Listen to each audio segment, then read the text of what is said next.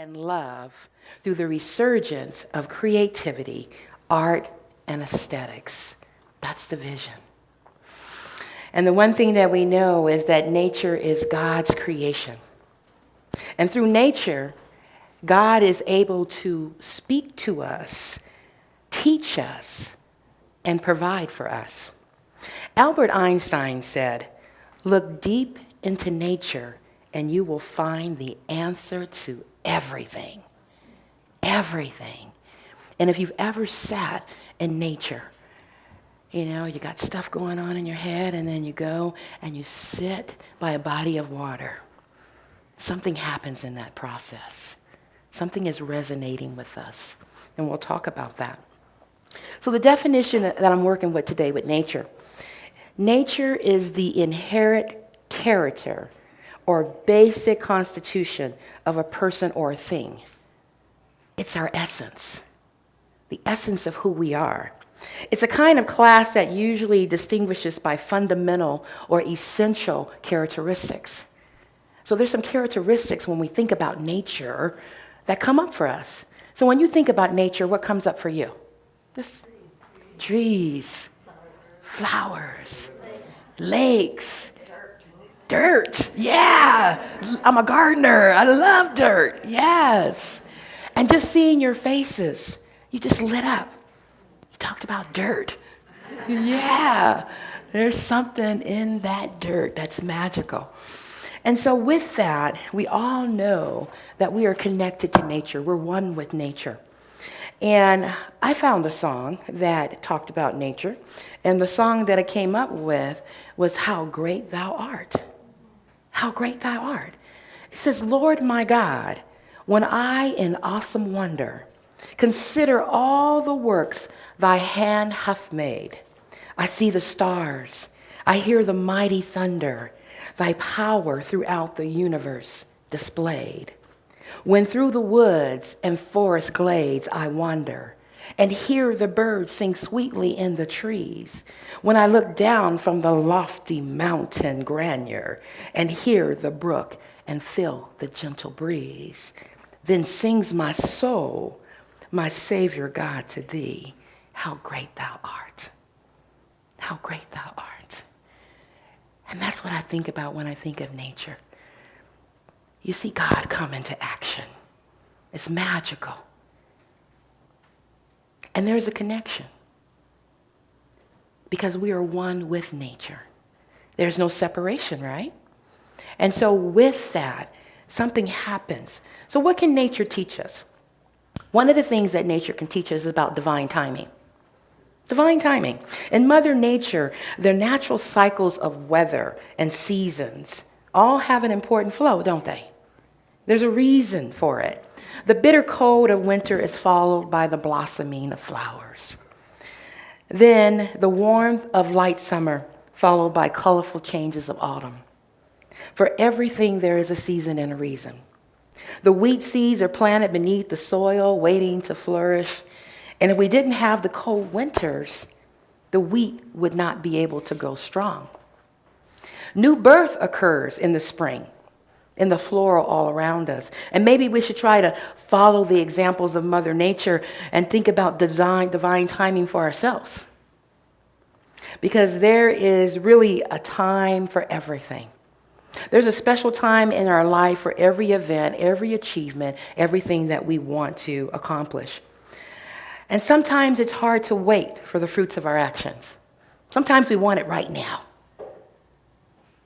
But nature has this process of divine timing that when you plant something, it goes through something, and then all of a sudden something comes up.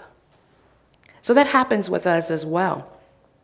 This is especially ingrained in us when we talk about, we want things to happen really fast. When we think about the internet, right? We want it instantly. If I'm going to Google something, I want my results really quick. And if my computer connection the internet connection is slow, I'm impatient, right? And it may only take 30 seconds. So we can take our lessons from nature that everything doesn't just happen just like that. Because the good things in life, things like self-discovery, meditation, contemplation are truly not like instant coffee. They take a little time, practice, and effort. Ernest Holmes talks about nature. He says that we have a triune nature of God. There are three pieces to that: spirit, soul, and body. So we're talking about spiritual nature and physical nature. They're one. They're one. The nature of man is always seeking to express in terms of this freedom. There's a power back of all creation called the thing itself. And we know about the thing, right? The thing shows up as us on the planet. And when you hear that inner voice, it tells you the essence of who you are. It's that creative urge, it's that spark that is waiting to express itself on the planet. Bottom line, we are simply love. It's that simple. Pure love. And we approach the expression of love through the law. And the law always says what? Yes. Always says yes. The great love of the universe must be one with the great law. You can't have one without the other. You can't separate them. The love of God is perfect and the law of God is perfect, even when we don't like the results sometimes. Remember, it all starts and stops right here with our thinking. So there is a divine nature in all of us. We live in a spiritual universe. God is in, through, and around us. This is the thing itself. And within every individual, to the level that we partake of the nature of the universal wholeness, we can only do that as we allow it to operate within us. Because we have to express it. God can only do for us what God can do through us. And so we are the divine emulation of God on the planet. So this is all God. There is within each of us nature, this divine being, and we are divine. We are divine. And it reacts to us according to what we believe. It cannot be bound. It has no respecter of person. So it doesn't care what you wear, what you look like, how you show up. It doesn't care. Our soul will never change. All the denying or affirming will never make it any more than it is. So all the God stuff that you showed up with on the planet, that's it. That's it. So our job is the revelation of what God has already given us. Take the blinders off. Remove the bushel from the light. And allow your light to shine. That's our job. In the Science of Mind text, it says that some men receive some light. And this light is always the same light. This light is not different for me or for you. It's the same light. I don't have a light, then you have a light, then we all have a light. No, it all comes from the one light. There is one nature diffused throughout all nature. One God incarnated in all people. And this divine incarnation is inherent in our nature. We are immersed in an infinite knowingness. There is something within inside of you that seeks this. Those Christ principles that we talk about, the joy, the peace, the harmony, the love, the compassion. When we arrive there, it feels good because this is the natural state of our being. It is the nature of the universe to give us what we're able to take. It's our mental equivalent. It cannot give us more. It has given all. And when we reveal the nature of our divinity through the use of mind, that's how we express it. So you really have the power. You have the power. The seed of perfections are within each of us. And no one or experience can change it.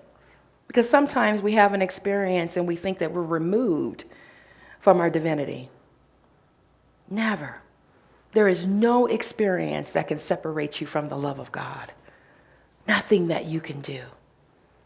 And we beat ourselves up sometimes, don't we? Yeah.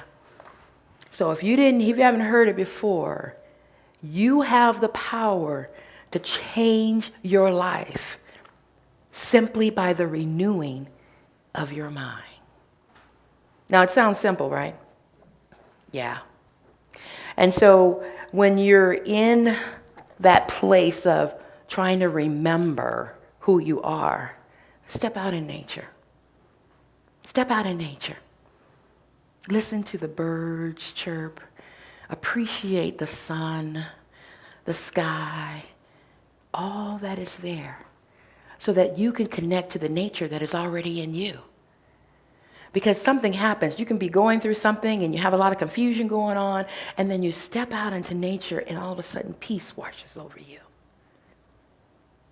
Because it's bringing you back to the essence of who you are, the nature of who you are. We tap into nature and it shows up in our lives again as we believe, because all thought is creative. And according to nature, the impulse, the emotion, or the conviction behind the thought determines what's going to show up in your life.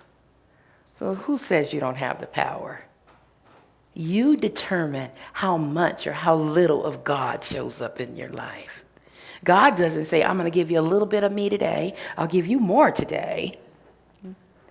God gives us as much as we can consciously understand. So with that, that's an empowering message. So no matter what's going on in my life, through spiritual principle, I can change it around. I can reframe it. You know, when I look at my bank account and the balance is low, I have to remind myself that I am more than my finances. That is a condition of life. God is more than that. Who am I to limit God? Who am I to limit my divine nature and my connection to the one? I am powerful. But sometimes we forget that on this journey, don't we? There is a law of correspondence. And again, with the law of correspondence, that responds to whatever we're thinking, whatever's going on, whatever we're feeling. And I know that through the power of prayer, that we know that we can shift our world. We know that we can heal bodies. And in that process, I wonder sometimes, well, why does God heal some and not others? Why does that happen? And the answer is not that God responds to some or not to others. Some have responded to God more than others. Some have created a greater opening of what we all have access to. We're always at choice. And some of us are more receptive to spiritual truth of who we are. So spirit works for us by working through us. And Emerson says this: there is no great and no small to the soul that maketh all. We experience a greater good because we conceive it. So all the good that I can handle, all the good that I can consciously absorb is at hand. I am always at choice. And we have a renewal and restorative powers within us. So when we have those seasons of famine, when things aren't going the way we expect them, go inside for your answers.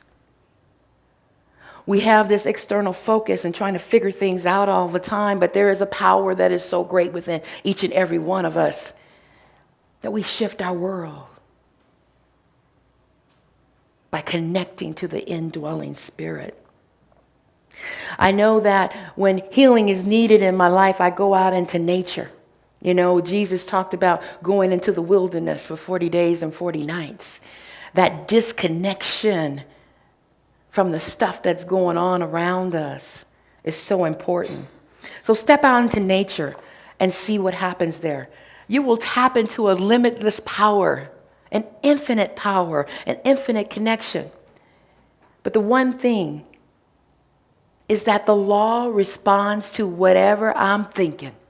It doesn't say, no, that's not a good thought. Maybe you don't want to think about that today, right? The law just says yes. The law says yes. And we do not discover law and principle. We discover and make use of law and principle. The laws are the same. They never change, right? What changes is us and how we show up and our expanded view of the world and our consciousness about it. So if I know these spiritual truths and I know that at my hand, that I can change my world by simply changing a thought. I don't have to see a therapist. I don't have to go someplace. I don't have to do a sweat to get there. These are all amazing tools that help us and remind us of who we are. But the power is in following our inner light. That inner light that is within each and every one of us. Things like hatred and bitterness and jealousy and other negative feelings waste energy and destroy creativity. And they hinder our health and our happiness. Here's a quote from Anne Franks. She says, "The best remedy for those who are afraid, lonely, or unhappy is to go outside somewhere where you can be quiet, alone with the heavens, nature, and God." So keep in mind, the conditions that show up in our lives, it's not ordained by God. It's not ordained by God at all. Why are we torn with confusion and conflict when we affirm what we don't want in our lives and we deny the truth of who we are? We affirm what we don't want all the time and totally deny the truth of who we are. These are amazing spiritual beings. The divine plan is one of freedom. And the God of my understanding doesn't want me in bondage. So why do I allow myself to be there? It all starts and stops right here. I keep going back to the same place over and over again. So if you can't remember your truth, talk to a practitioner. Because that's our role, is to remind you of your spiritual truth when you can't see it for yourself. You see? Those are the things that we do when we begin to shift our thinking. So when you have that doubt, remember, prayer is a movement of thought within the mind for a specific purpose. And the universe has no favorites. Maybe you might think you're the favorite of the universe, but the universe has no favorites. The law is based in principle, and the principles are unchangeable. By understanding how creative intelligence works, we change our lives. And if we know the flow of creative intelligence is within each and every one of us, and I can choose how much, how little I participate in this process, I am empowered. I am empowered just by these simple principles. It seems so simple, doesn't it? But we get caught up in this thing called life. So there's some things that you can do when you get caught up is remember that love is all around you. And if you can't find it, step out in nature. Go play with your animals. Play in the garden. Something happens. How about a baby? Something happens in that process. And remember that in the middle of all the things that appear to be chaotic, that peace is right in the middle of all of that. Because peace is here. So no matter what I'm looking at or what's going on in the world, peace is right here. I am the change that I want to see in the world. My uncle taught me many years ago how to really meditate. I told him, "Uncle, I'm meditating. I get in my quiet zone and I sit there and And he's like, "Well, that's great, niece." This is my 85-year-old uncle. He says, "That's great." He says, "But what do you do in chaos? What do you do in the middle of chaos? I want you to be able to drop into that space when chaos is all around you. That's when you recognize your power, that I can shift my world and shift the planet by dropping within me to that place of peace where no harm has ever come. I'm powerful, and so are you. The same power that was in Jesus Christ and Buddha and Muhammad is in each and every one of us. We can pick up as much as we want or not. I'll leave you with a quote by Mary Baker Eddy. She says this: nature's voice is natural, spiritual law, and divine love, but human belief misinterprets nature. Arctic regions, sunny tropics, giant hills, winged wings, mighty billows, festive flowers, and glorious heavens. And if you can see them, they all point to mine, the spiritual intelligence that they reflect. You wouldn't be able to see all that beauty if that beauty wasn't in you. So know that you are always at choice. And please don't forget how powerful you are. Let's take this message into prayer. Knowing that we are in the heart and mind of God, I am thankful for the presence of nature. Nature in our hearts and in our lives and in the world all around us. I am thankful for the many blessings that surround us each and every day of our lives. And I'm thankful for how Spirit shows up in all things. The simple pleasures of life, a sunrise, a sunset, flowers, life itself. I know that when I need to connect to nature, all I have to do is simply go with it. And so it is. Thank you.